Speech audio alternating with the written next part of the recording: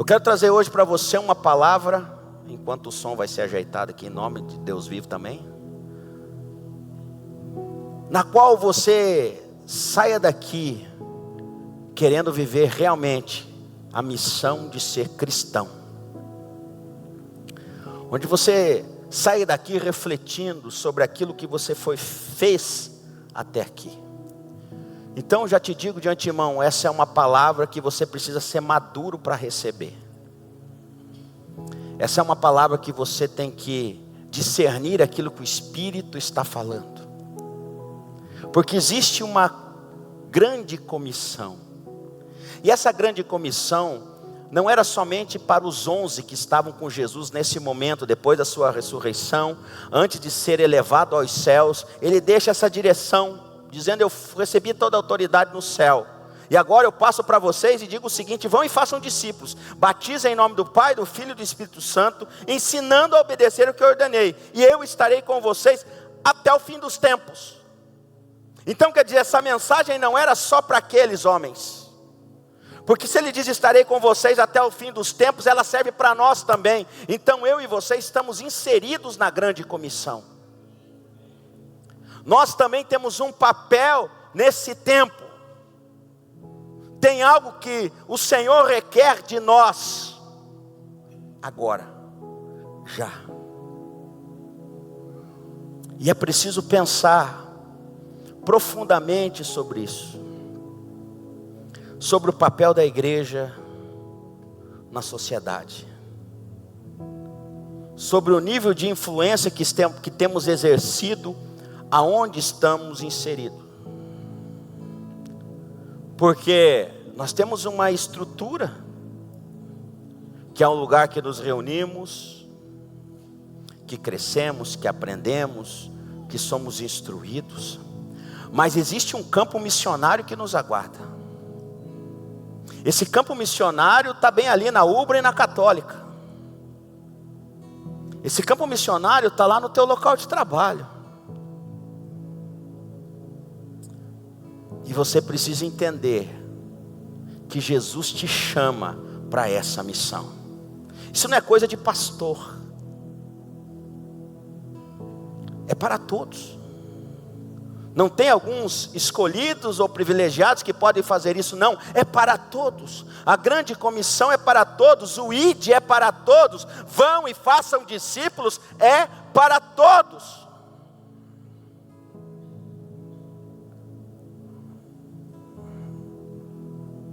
Olha só a frase que norteia a Bethel Church americana: o corpo de Cristo deve ao mundo um encontro com o reino dos céus.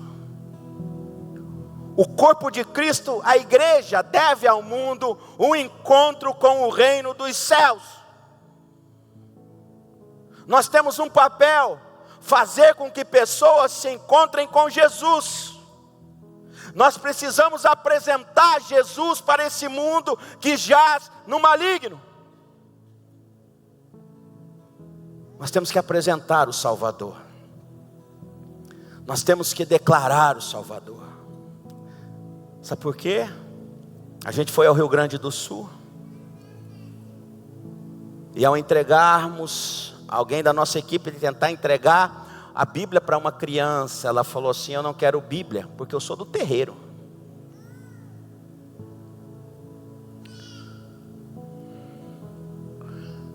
Sabe quando você vai e você vê o que nós vimos? A gente começa a perceber que vive um evangelho muito pequeno. Um evangelho onde a gente faz uma maquiagem, coloca uma roupa legal e vem para o culto. Eu vou lá na igreja preta, onde tem um pastor descolado. Não é isso o evangelho.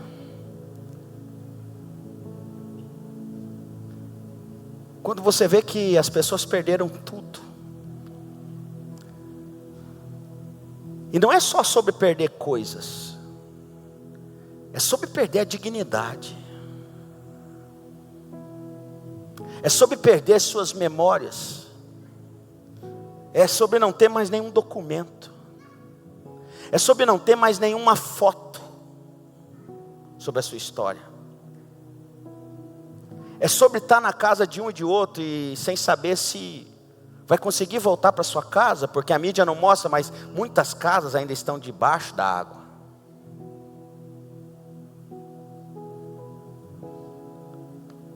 Pessoas que tiveram que pegar os seus filhos, tirar a roupa e jogar pelo telhado, na expectativa que alguém lá ia pegar a criança e colocar num bote para salvar.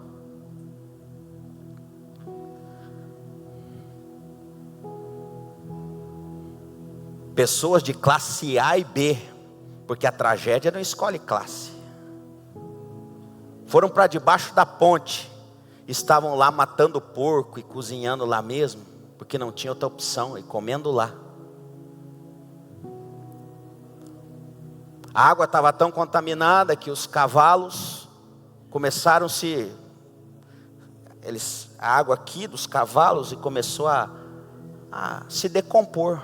Eles vivos e o corpo se decompondo, tamanha a contaminação. As pessoas chegando em casa e animais mortos em cima do fogão, em cima da cama.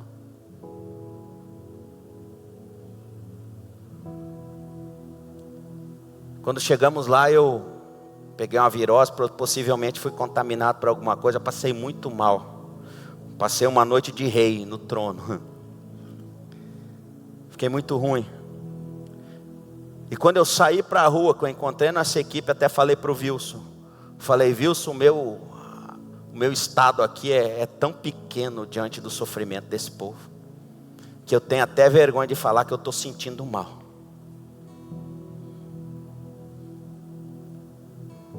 Sabe o que é não ter mais um garfo? Não ter um prato, que para nós é tão simples, mas para ele se tornou algo muito importante. Então tem coisas que a gente não percebe, porque está no nosso cotidiano, mas a hora que a gente foi levar uma comida para os meninos na casa que a gente foi reformar lá, nós nos tocamos que não tinha faca, não tinha garfo, não tinha prato. É tão comum para nós. Mas tem gente hoje que precisa de um jogo de talher para recomeçar a vida. Interessante, porque a gente está chateadinho porque não tem um carro novo, mas tem gente que está querendo só um joguinho de prato.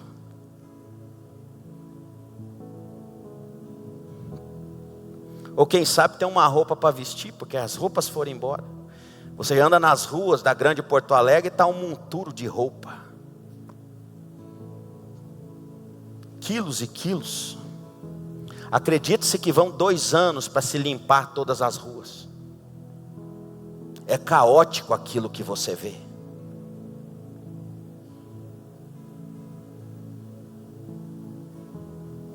Que a gente não precise passar pela tragédia para entender quem é Jesus.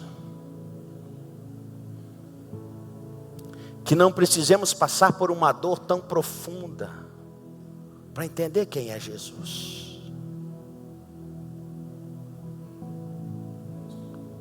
Nós encontramos um pastor e ele falou assim: eu perdi toda a minha biblioteca. E como um pastor que ama leitura e que tem uma grande biblioteca, eu senti o que aquele pastor estava sentindo. Mas eu achei interessante que ele olhou e falou assim: mas eu não soltei a minha Bíblia. Ele estava orgulhoso que de tudo ele preservou a Bíblia. As pessoas precisam de nós. E nem todo mundo vai ir para o Rio Grande do Sul. Não precisa ir todo mundo para a África. A gente criou na cabeça, né, que a gente tem que... Sabe, irmão, quem sabe é o teu vizinho que está precisando de você. É a pessoa que trabalha na mesa ao lado da sua. Não está precisando ir muito longe para a gente cumprir o ID. A gente só precisa de disposição. Um dos grandes evangelistas da história, Reinhard Bonk, diz que o único evangelismo ineficaz é aquele que não acontece. O único evangelismo ineficaz é aquele que não acontece. Porque a hora que eu me proponho a fazer para o reino de Deus, vai haver uma eficácia. Até porque nós não vamos em nosso nome, nós vamos em nome de Jesus. Ele falou assim: eu tenho autoridade, eu envio vocês. Entenda que nós estamos debaixo da autoridade e da direção de Jesus.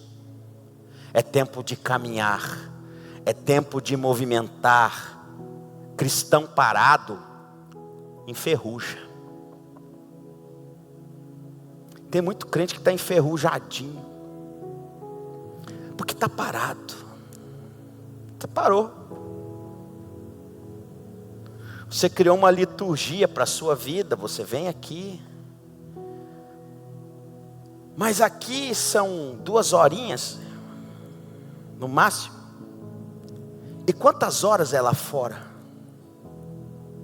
Aqui é lugar de ser abastecido. Inclusive um dos motivos que nós colocamos o nome base é porque base é lugar de treinamento na linguagem militar.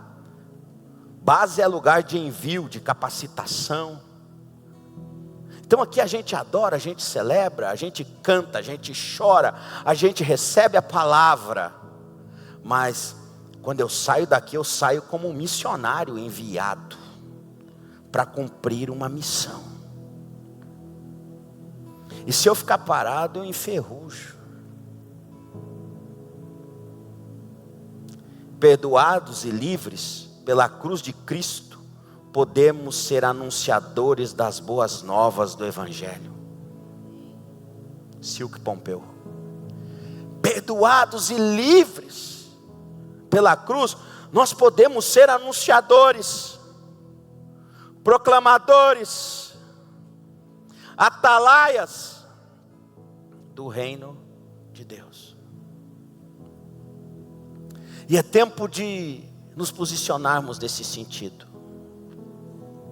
como anunciadores do reino de Deus. Olha essa frase impactante dos missionários morávios: ganhar para o cordeiro que foi morto a recompensa pelos seus sofrimentos. Os missionários morávios dizem que ganhar almas é a recompensa do cordeiro que morreu por nós na cruz do Calvário. Nós precisamos sair e ganhar almas para o cordeiro, falar de Jesus. Eu vim com essa camiseta de propósito, do Billy Graham, bonita, né? Vou ver se eu arrumo umas para vender aqui. Aqui embaixo está escrito que nós somos a Bíblia que as pessoas estão lendo. Você é a Bíblia que as pessoas estão lendo.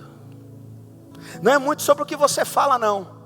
É sobre o seu testemunho, é sobre quem você é. E as pessoas estão lendo cada um de nós. Nós somos a Bíblia. E tem alguém olhando para mim e para você e fazendo uma leitura. Uma leitura das nossas atitudes, do nosso comportamento. Sabe,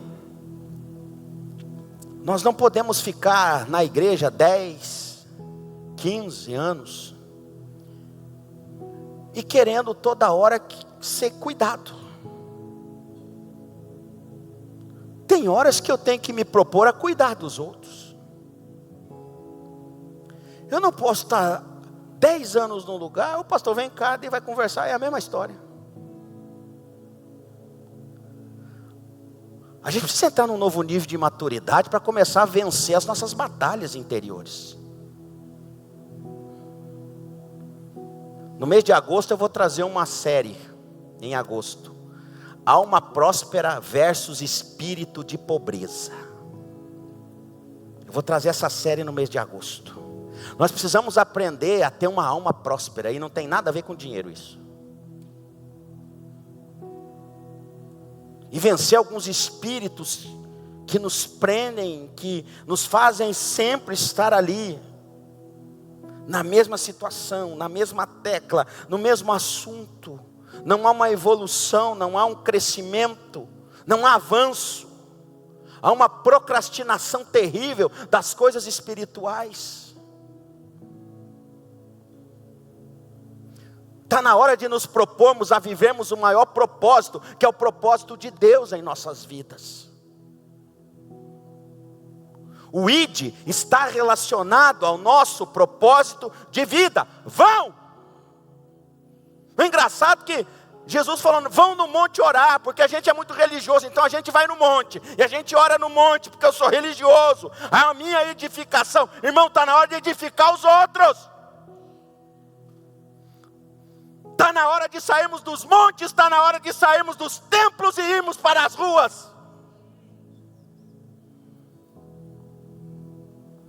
A gente se esconde. É o nosso grupo, somos nós. E tem um monte de gente perecendo, sofrendo. Nós andamos com os mesmos, só conversamos com os mesmos, só sentamos na mesa dos mesmos, enquanto tem um monte de gente precisando da voz do céu. E essa voz, ela vai ecoar lá fora através das nossas vidas.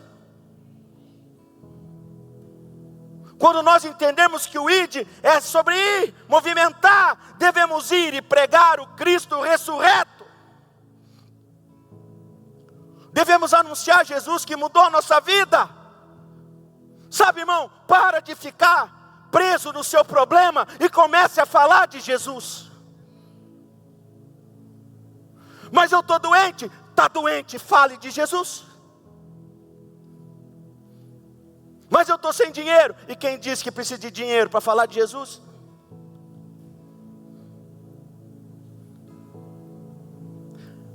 Nós precisamos vencer as nossas desculpas pessoais, para começar a viver a agenda do céu.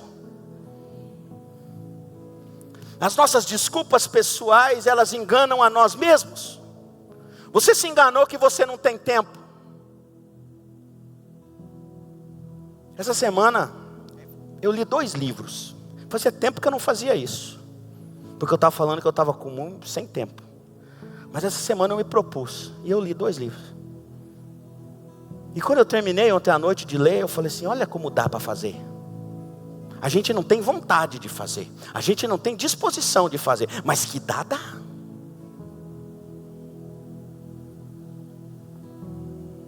A gente começa a se esconder no nosso mundo, quando nós devemos ir para o mundo e pregar o Evangelho.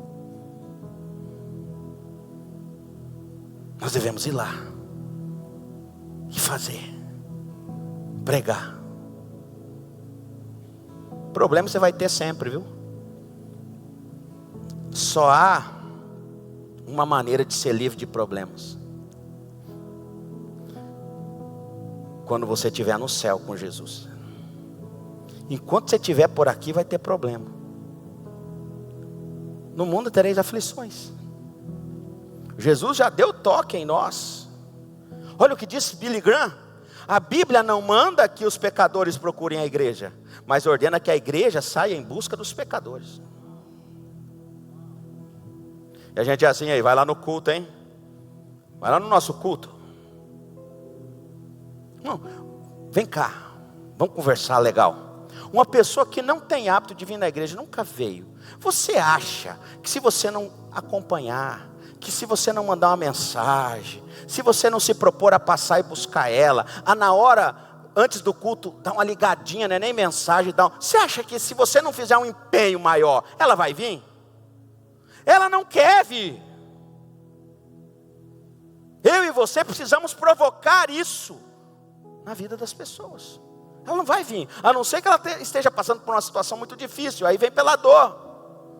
Mas naturalmente não vem, a não ser que nós venhamos a provocar isso. E é assim que Jesus fazia. Ele passou, e Zaqueu estava lá em cima da árvore. Ele falou: Zaqueu, vem cá, vou entrar na tua casa agora. Depois que Jesus saiu de lá, a Bíblia diz que houve transformação naquela casa. Tinha um homem chamado Levi, que é Mateus.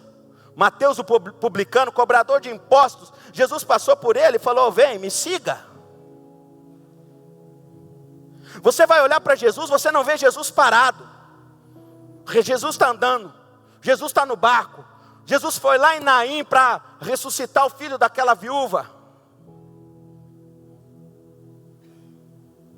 Jesus subia no monte, orava, voltava, caminhava. E aqui e acolá Jesus não parava. Nós não podemos ser uma igreja parada. Nós não podemos ser um monumento parado no meio da cidade. Nós temos que ser um povo em movimento que influencia a sociedade. Igreja não pode ser um monumento. Não é sobre o templo, é sobre quem está no templo. Não é sobre a estrutura, é sobre quem faz parte dessa estrutura. Porque nós podemos ter a melhor estrutura e mesmo assim estarmos fora do centro da vontade de Deus.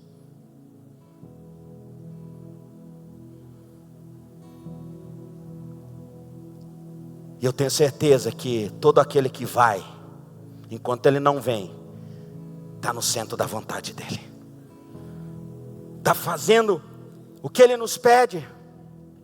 Sabe, nós não chegaremos a lugar algum onde a nossa mente não tenha chegado primeiro.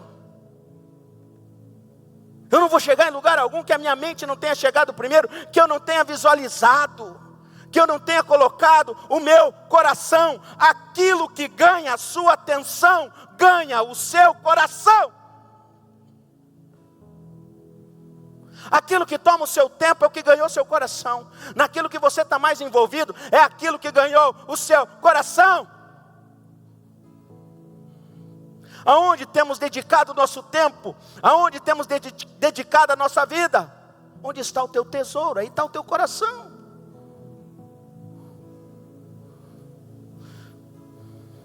Só você olhar na tua agenda o que ganha a tua atenção. É aquilo que está no teu coração. Mas o dia que a gente encontrar com Ele, eu te garanto uma coisa: se você é vendedor, Ele não vai falar com você sobre vendas.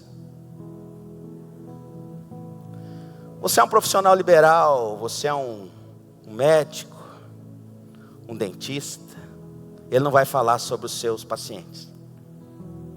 Você é um arquiteto, Ele não vai falar dos teus projetos. Mas eu tenho certeza que Ele vai querer falar sobre os seus frutos, como cristão médico, como cristão vendedor, como cristão arquiteto.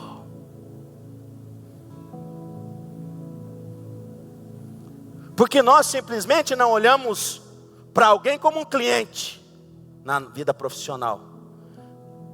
Pode ser alguém que eu vou ganhar para Jesus. E quando a nossa ótica e a nossa mente mudar, as coisas vão começar a acontecer na nossa vida. Sabe por quê? Jesus sabe de tudo que você precisa. Sabe, é besteira você orar e falar: Deus me manda uma casa, e eu quero ela com a porta assim. Sabe, irmão, essas coisas, eu acho isso tão pequeno. Você vê que eu não falo nem disso aqui, porque eu acho tão pequeno. Você acha que Jesus não sabe que eu preciso de uma casa, e que Ele não pode me dar uma casa, e que Ele não pode me dar um carro? Pode! Isso é a consequência. Mateus 6:33. Buscai em primeiro o reino de Deus, a sua justiça, e as demais coisas vos serão acrescentadas. Enquanto eu me envolvo com as coisas dele, Ele está cuidando das minhas. Alguém que se entrega a Jesus de verdade, jamais ficará na mão. Isso Ele falou. Um dia Pedro questionou, falou: e nós que deixamos tudo? O Senhor falou assim: quem deixou tudo não vai ficar na mão. Isso é na minha linguagem, é isso que Jesus quis dizer. Quem deixou tudo tem a sua recompensa. Foi nós que deixamos pai, mãe, família. Não, isso tudo está registrado no céu. O grande problema é que nós temos dificuldades de abrir mão da nossa vida para viver a vida de Deus. Nós temos dificuldade em abrir mão das nossas vontades para viver a vontade de Deus. Nós temos dificuldade para abrir mão dos nossos sonhos para viver os sonhos de Deus. E muitas vezes temos medo de Jesus não querer aquilo que você quer. Aí mostra um nível de imaturidade espiritual. Porque um cristão maduro sabe que a vontade de Deus é a melhor. E por mais que não satisfaça o desejo do meu coração, lá na frente eu vou entender que aquilo foi o melhor para a minha vida, mesmo que hoje eu não entenda.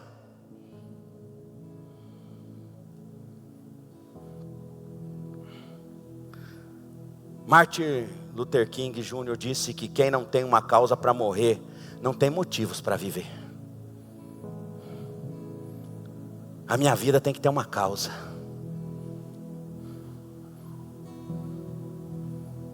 Mas tem que ser uma causa do reino. Tem gente que está se matando por causas políticas. Tem gente que está brigando por aí por coisas que não fazem sentido algum para o reino. A nossa causa é o Evangelho. Eu gosto dessa frase de Wesley, onde ele diz assim: eu estou pronto para pregar e morrer. John Wesley dizia: eu estou pronto para pregar e morrer. Ele queria dizer o quê? A hora que precisa eu prego, mas eu estou pronto para morrer e encontrar com o meu Salvador.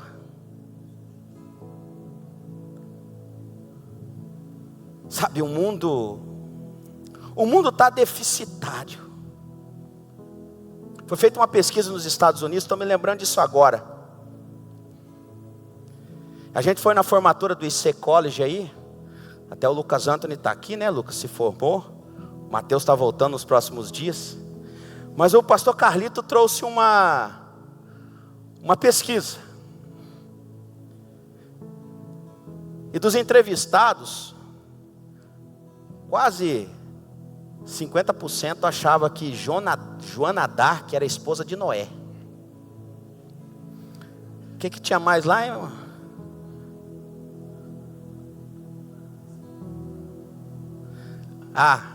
Que Deus me ajuda se eu me ajudar. Mais de 50% das pessoas entrevistadas acreditam que isso é um versículo. Deus me ajuda se eu me ajudar. E tantas outras barbaridades. Inclusive, eu acho que até mencionei isso na última vez que preguei aqui. Que encontraram pessoas na rua e perguntou: você é cristão? Todos os que falaram que eram cristãos, nenhum soube recitar um versículo. Quando falou com os muçulmanos, todos eles sabiam falar vários textos do Alcorão. Por isso, os muçulmanos crescem assustadoramente. E nós temos hoje uma igreja frágil, que toda hora está na mídia envergonhada. Uma igreja onde um cantor para vir cantar cobra 50, 100 mil reais. Um pregador cobra 40 mil reais porque ele ganhou fama e tem muitos seguidores nas redes sociais. E a gente está postando eles aí nas nossas redes e aplaudindo gente que tem sugado da igreja.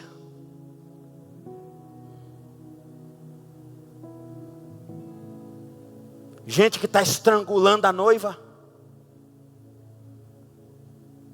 Gente que fere a noiva. Gente que usa a noiva para se dar bem na vida. Igreja não é um negócio. Igreja é um propósito do céu na terra. E aqueles que a tratam como um negócio, um dia vão se encontrar com ele. E vão prestar contas. Porque tem um tribunal. E todo mundo um dia se apresentará diante do tribunal de Cristo. E cada um será julgado segundo as suas obras.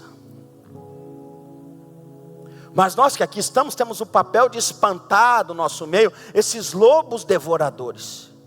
O falso profeta, a mentira. E como que a gente vence isso? Levando a verdade, saindo e falando do Cristo ressurreto, anunciando Jesus. Quem vai fazer isso? Eu e você. O ID, que almeja somente a plataforma, limita a missão. Uma das coisas mais perigosas na igreja é esse negócio aqui, ó.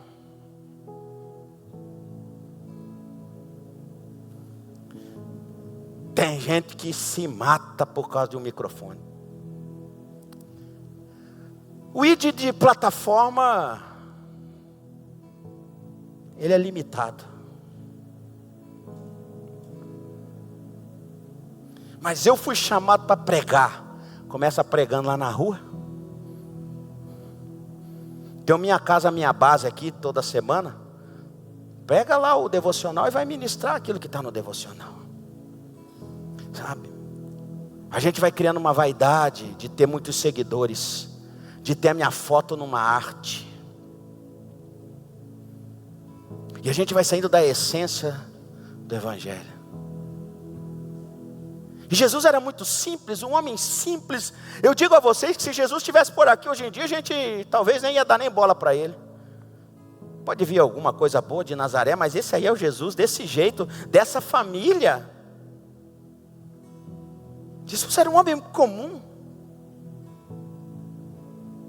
Quem olhava para ele, não, Jesus não tinha nada na sua aparência de diferente.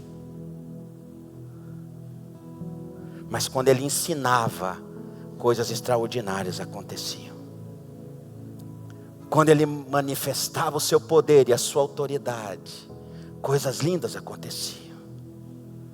E lá em Atos 1:8 diz que nós receberemos poder ao descer sobre nós o Espírito Santo. Então a gente tem que continuar, não de qualquer maneira, mas entregando o nosso melhor para Ele. Hoje é uma chamada do céu para nós. Porque se nós visualizamos somente a plataforma, estamos amando a nós mesmos, o sucesso e a fama.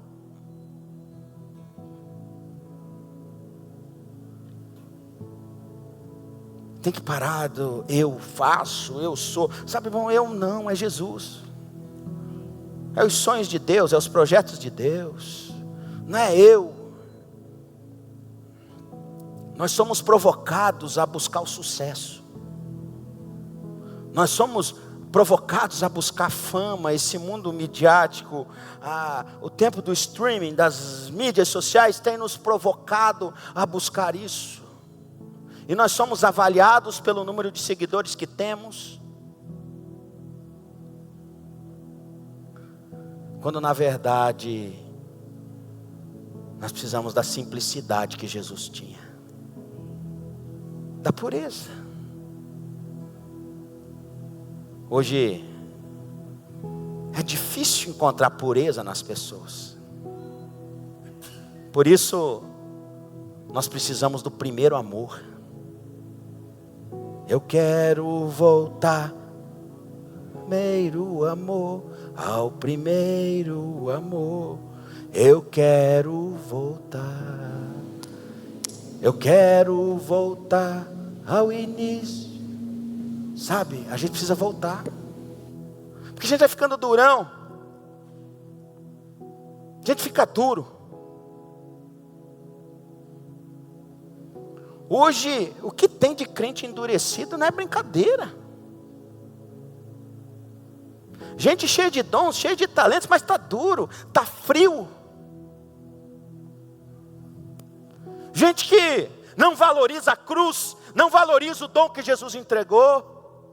Gente que está cuidando da sua vida. Sabe, irmãos, eu não cuido da minha vida, quem cuida da minha vida é Jesus. Esse negócio de estou cuidando da minha vida é outra balela que inventaram. Eu preciso de um tempo para cuidar das minhas coisas. Irmão, eu nunca vi falar de alguém que cuidou das coisas de Deus ficar na mão. Eu repito. Saia dessa balela que você está cuidando da sua vida, que você precisa de um tempo para as suas coisas. A sua vida é para Deus. Quem te deu fôlego de vida foi Deus.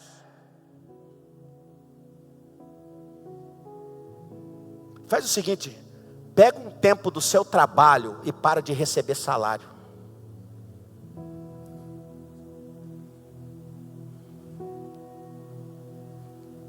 Não dá, né? Engraçado. Sem Jesus dá para ficar, mas sem trabalho não dá para ficar. Para você ver o nível que nós temos vivido hoje de evangelho. A gente está raso demais, irmão. Se puxar aqui para cada um soltar 3 versículos bíblicos, olha lá que a metade não salta.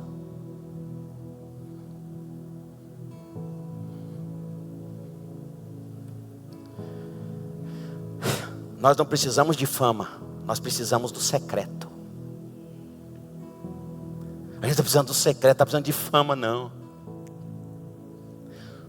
Todo aquele que tem secreto é promovido pelo céu. Jesus promove aqueles que têm intimidade com Ele. Nós não precisamos de fama, irmãos. Nós precisamos do secreto. Jesus vai promover. Jesus vai promover. Até acharam uma foto minha aí. Tem aí essa foto aí? Pregando lá no meio do mato lá. Não, é outra lá. Essa aí. Onde é que eu estava pregando, gente? Num lugar chamado Lagoa do Mato. Acharam essas fotos aí hoje. Uma missão que a gente... Eu só queria as fotos minhas mesmo, obrigado. Depois a gente vê o resto. Só a minha mesmo, obrigado. Só a outra. Olha, tá vendo esse lugar aí? Esse ano, esse mês agora, né, que está fechando, eu preguei numa das maiores conferências do Brasil. Mas onde é que eu estava pregando? Há uns 5 anos atrás. Você tem que entender sobre processo, sobre secreto, sobre intimidade, sobre respeitar o tempo de Deus na nossa vida. E digo para você que eu vou lá de novo de boa, não tem problema nenhum em ir lá de novo não. Isso para mim não tem problema. Mas sabe, a gente começa a carregar um ego que não é o ego, que não é de Deus. Nós precisamos de secreto. Nós precisamos ser discipulados, de deixar Jesus puxar nossa orelha. E tratar a gente. A gente não precisa de status, a gente não precisa de título. A gente precisa de Jesus. Sabe por quê? Você não está sozinho. Você não está sozinho. Olha o que Jesus falou. Eu estarei sempre com vocês. Eu estarei sempre com vocês. E com Jesus a gente é a maioria. Com Jesus a vitória é certa. Eu estarei sempre com vocês. Eu creio que Ele está conosco. Sabe? E outra coisa. Todo projeto pessoal, ele precisa da coletividade. Esse negócio que você faz, você não faz, você precisa de alguém para fazer. Nós precisamos uns dos outros. Todo projeto pessoal, ele precisa da coletividade.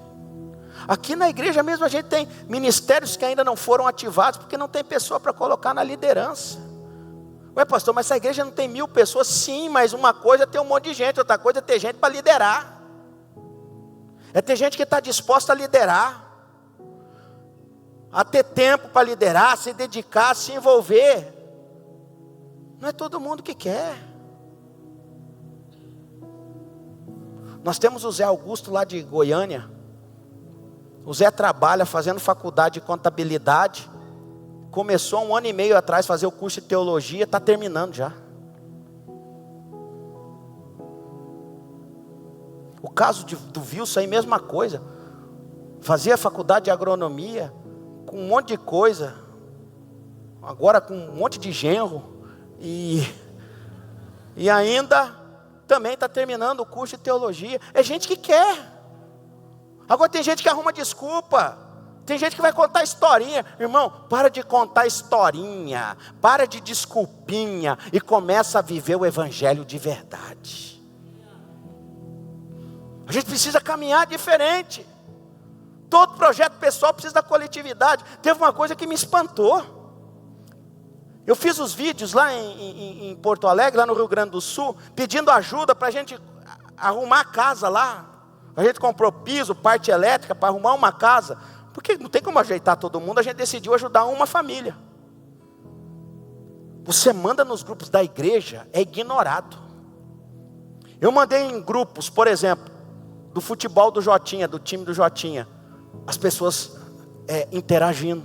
Você manda na igreja, as pessoas ignoram. É o tamanho, nível de endurecimento do coração dos crentes. Que não é sobre o dinheiro, que eu acho que todo mundo podia entrar, vou ajudar com 10 reais, com 15, com 50, com quanto você pudesse. Mas não estou falando sobre o dinheiro, mas pelo menos dizer eu estou junto, interagir. A um nível de frieza. Eu não estou nem aí, porque não é com você. Não é na sua casa, não é a sua família.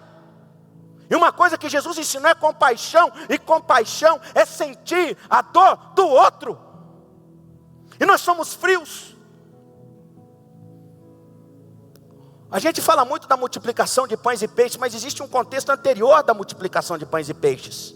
Jesus queria se retirar e descansar. Ele pegou o barco e foi do outro lado. Quando ele chegou lá, a multidão estava esperando ele, não tinha programado não. Diz a palavra que quando Jesus olhou aquela multidão, ele teve compaixão, porque pareciam ovelhas sem pastor.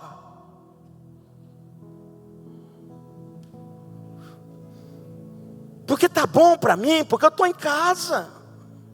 Eu tenho meu carrinho, eu tenho meu ar-condicionado, está bom. Eu tenho meu emprego, eu tenho meu salário. Mas tem gente sofrendo. E não tem coisa que não é Deus te abençoe não. Tem que botar a mão no bolso. Tem que abençoar. Mas Deus te abençoe, não enche barriga não, irmão. Tem que abrir os nossos corações para generosidade. Você sai daqui, você vai comer um sanduíche ali, ó, é 100 conto brincando. Deixa de comprar uma roupa aí de marca e ajuda alguém. É porque os nossos valores são invertidos. Os nossos valores são invertidos. O amor de muitos se esfriaria, diz a palavra. E nós estamos diante disso. De um povo que diz que é de Deus, mas que não vive o amor de Deus. Que não tem a paixão.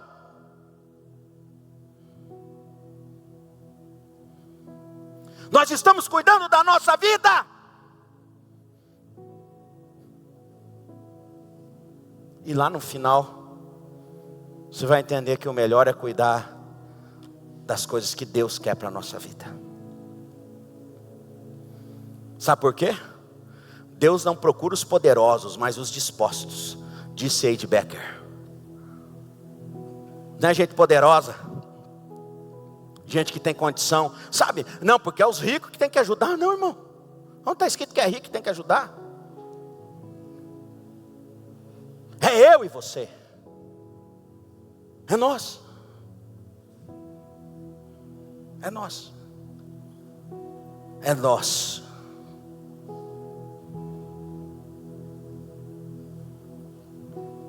Qual o teu nível de disposição? Ah, mas é o governo. Irmão, tira. Isso é outra conversa infantil. O governo. Irmão, esqueça governo.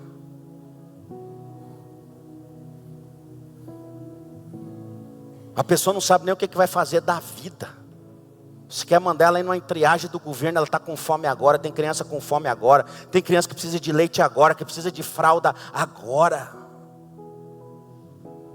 de água potável agora.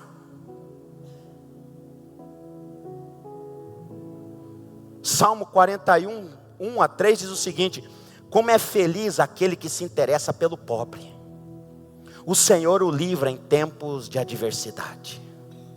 O Senhor o protegerá e preservará a sua vida. Ele o fará feliz na terra e não o entregará ao desejo dos seus inimigos. O Senhor susterá em seu leito de enfermidade e da doença o restaurará. Olha o que a palavra de Deus diz, como é feliz aquele que se interessa pelo pobre. O Senhor o livra em tempos de adversidade. Jesus nos ensinou que nós devemos cuidar da viúva, do órfão e do pobre. São pessoas vulneráveis. A viúva é vulnerável, o órfão é vulnerável, o pobre é vulnerável. Quem tem que cuidar desse povo? Nós, a igreja, a noiva. É nós. É eu e você. Está na hora da gente pensar melhor sobre isso. Sobre esse id que a gente tem vivido. Sobre os propósitos da nossa vida. E fecho dizendo o seguinte para você: quem se interessa pelas causas do reino é sustentado pelo rei.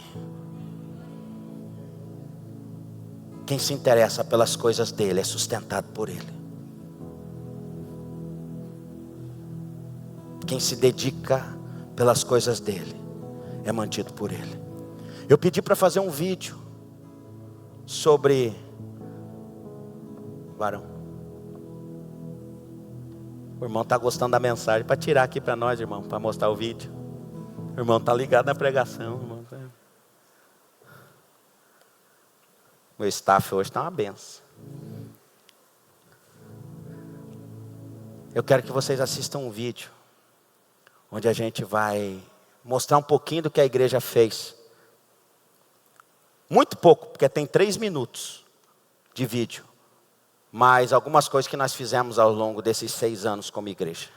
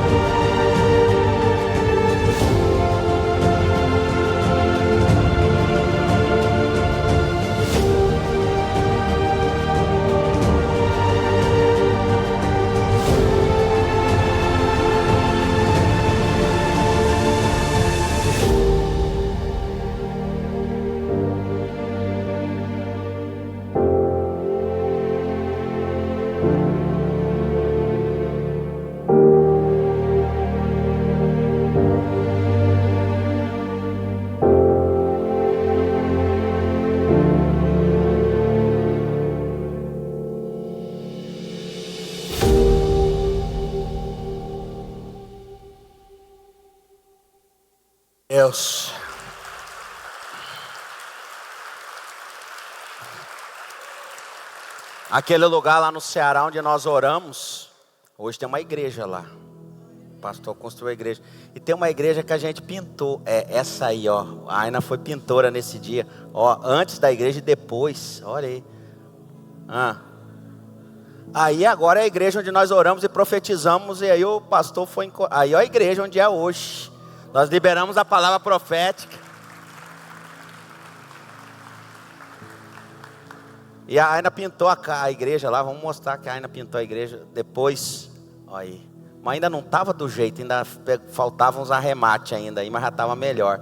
Mas você vê o Mateus, o Michael, a Patrícia, a Aina, o Christopher, eu, o Fabiano, olha o tamanho do Jotinho, e o Patrick. Nós pintamos a igreja para o povo.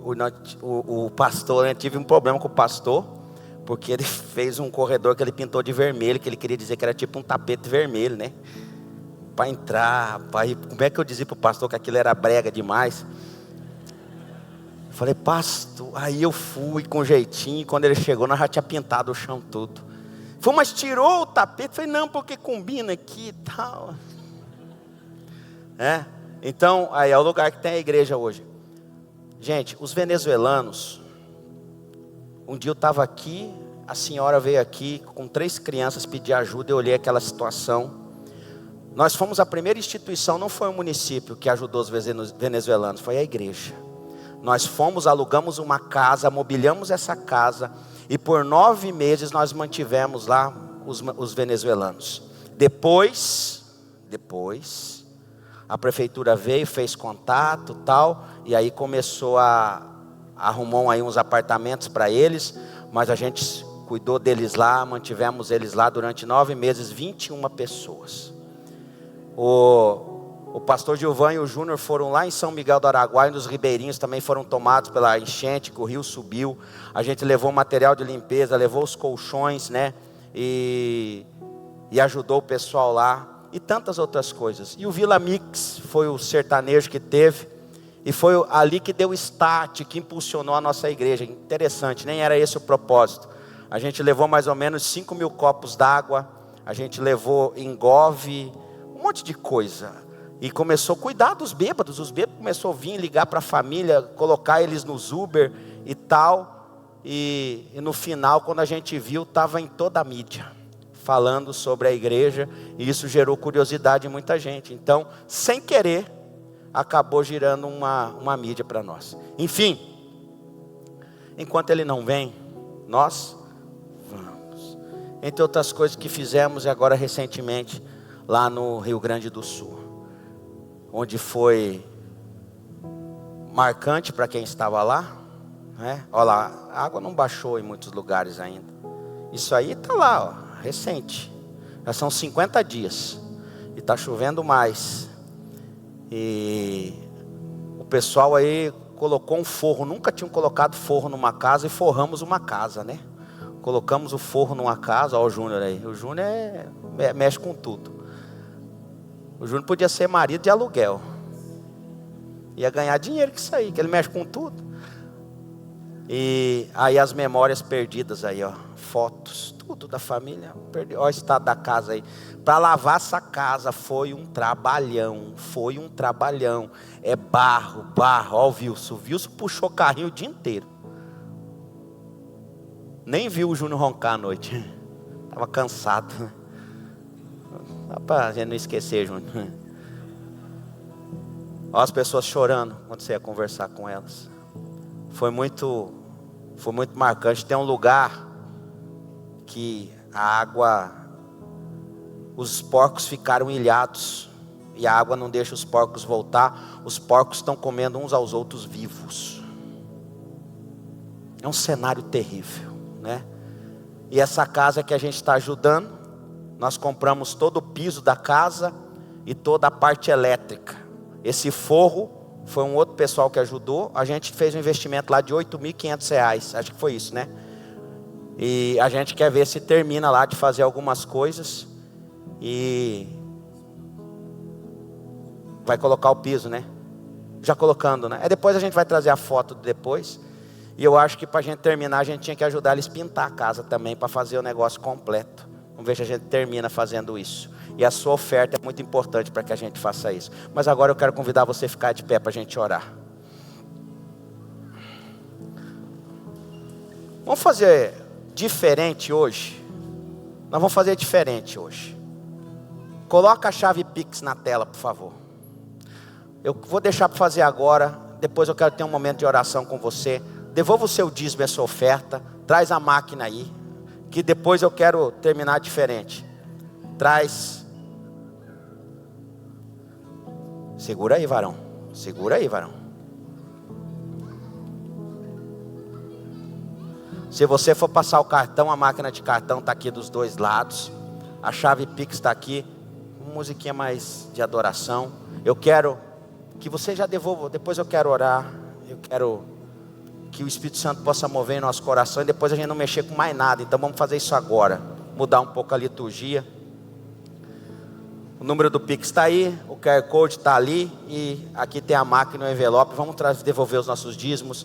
Acho que depois que você viu isso, é entender o propósito que nós temos. Tem muitos sonhos que nós temos. Inclusive tem um projeto novo aí que nós estamos orando. E se der tudo certo, quem sabe nos próximos dias a gente conta para você. Você vai amar isso que vai acontecer. Mas vem agora com alegria, cumprindo seu princípio de fidelidade, em nome de Jesus. Depois a gente vai orar. Amém?